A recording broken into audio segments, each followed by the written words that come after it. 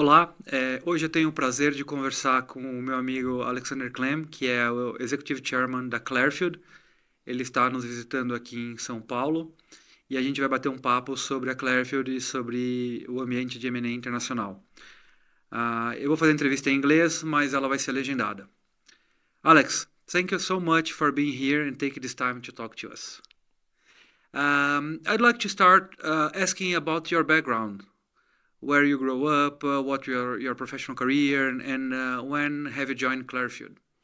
Well, thank you very much, Luis. It's great to be here with you this morning, and thanks for doing this in English. My Portuguese isn't very good, so let me just say a few things about myself. I was born in South Africa, grew up in England and Germany, studied in the US and the UK, and started in bulge bracket investment banking. So I just got a training with one of the big firms, Deutsche at the time, then UBS, changed to JP Morgan, and now I've been with Claifield for over 10 years. Okay, that's a great trajectory. And talking about Clairfield, Alex, what is Clairfield? How would you define Clairfield? Claifield is a unique firm. It was set up in 2004 by five largely European boutiques in recognition of the fact that cross-border business required more than just operating individually in your own country. So you had to be able to reach across borders. We've grown now, as you know, to 32 countries, country teams. So a tremendous trajectory of growth.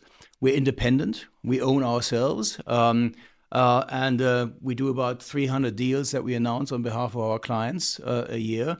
80% of our work is cross-border. So that's probably, those are the hallmarks of what we do. And that puts us sort of in the top 10 of the mid-market rankings in Europe and top 20 globally. Oh, great. And in Latin, top 10 as well. Yeah. Great. Now, how does Clairfield differ from, these M&A networks that exist, they're global, and also from the bulge bracket banks? Well, in my personal view, networks are dead. I think you could argue that Clairfield started like a looser collaboration, but we have really followed a one-firm approach. So we are really combining the benefits of entrepreneurial country teams with the benefits of a larger group. So we've really followed this one-firm approach. We've also enhanced central services considerably, whether it's the Clairfield Academy for training of analysts and associates or other marketing support and so on. So I think we have really enhanced and be able to leverage country teams with central support, avoiding corporatism and the trappings of a larger organization. So combining the best of both worlds. Great. And what about the commercial side between the firms? How does that differ from networks and banks? I think we're very entrepreneurial. Our country teams, as you well know, they run their own business. You build your own teams. You're on a growth development path and a journey to be ambitious in developing your own business. So we leave it to the teams to develop their own business, taking account of local market conditions and so on. So there's very little direction from the top in that sense. And there is no top in that sense either, because I think we are a partnership. So we run this very much like a partnership, and we have a partnership agreement that holds it all together. So it's very different from a corporate structure because we are really, again, combining the benefits of local entrepreneurialism and a larger global group. Great. Now, you mentioned that almost 80% of the deals that our firms advise are cross-border to some extent. And how is the cross-border deal different from a domestic transaction? I think they're very different. I think the complexities and the dynamics in a cross-border transaction are obviously very different to a domestic deal. In a sale of an asset where we ask, on behalf of our clients to address potential investors or buyers, you need to have the access. And I would say probably 80 or 90% of all our processes today are international in reach because you're addressing international buyers. Mm-hmm. So having the access and then talking to your partners in other countries to provide that access is key. So particularly corporate access. Private equity is maybe more transparent in a way, but corporate access is, I think, a key feature of our work. The second, in a buy side, you need to have access to the targets. And again, there the local entrepreneurialism and the relationships and your franchise that you have in a country where you have a target is going to be key to get that access, because you otherwise won't get the foot in the door. So I think cross-border requires more, and it requires collaboration across borders. We also incentivize our teams to work seamlessly. So you don't work in silos, country by country, but you work together as a team. We actually also put together a lot of joint teams to execute transactions on behalf of our clients. So I think these are the dynamics in this cross-border business, which is very different to domestic work. Yeah, totally. Yeah, we noticed that we recently announced a transaction in which we sold a Brazilian company to a Chinese buyer, and that would be impossible to be done without a local partner in China. Yeah. But I would like you to comment in one cross-border transactions, recent transaction from Clairfield that stands out or illustrates a bit these challenges. There are quite a few, but one which was very recent, is which probably is a good example of how we work. We sold a Finnish motorboat business recently to an American strategic buyer. That was announced about 2 weeks ago. It was a 160 million euro transaction with an earnout, so it will take us, quite a bit higher, we expect. This was a very collaborative transaction because we worked with a team out of Belgium and out of Germany. We had our Finnish office on the ground. We pitched together. We executed together.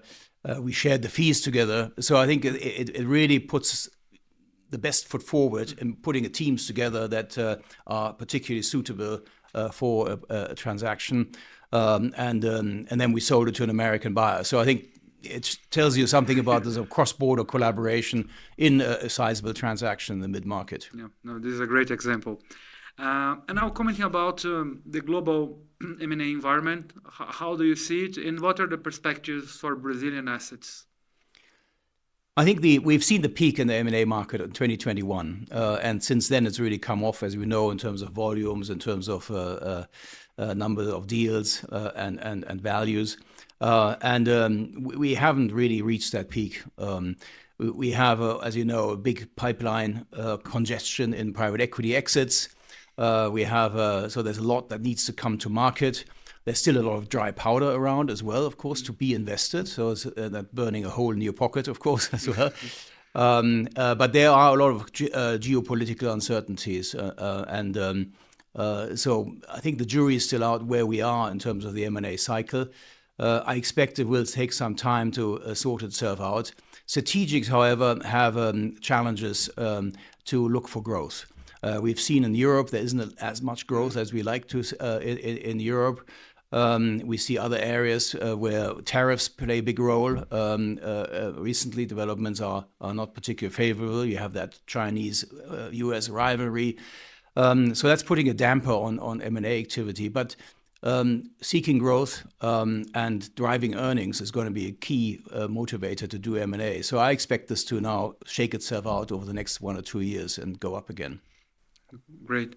And what about Brazil? What are the perspectives for Brazilian companies from foreign buyers? This is obviously part of my visit to you and your lovely country, and it's exciting to be here and meeting companies, meeting the teams has been very rewarding and stimulating. And we saw a lot of attention dedicated to Brazil or Argentina, the Mercosur countries, as a result of the recent treaty conclusion, which now needs to fall into place and will take time to execute.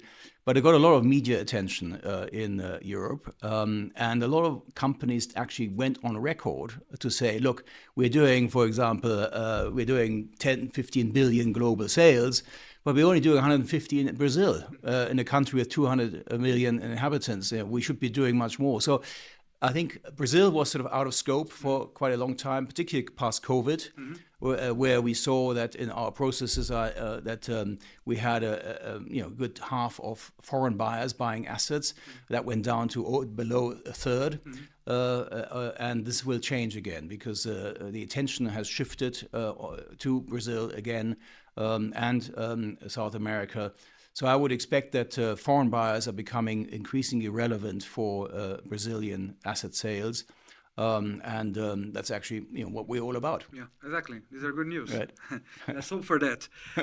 And one final question, Alex. This year we have the Football World Cup in North America, actually. Right. Who do you think is going to win? Well, that's a very tricky question, and I wouldn't bet on it. I live in Germany and obviously cheer the German team, but they have had a patchy record recently, and let's see how that goes.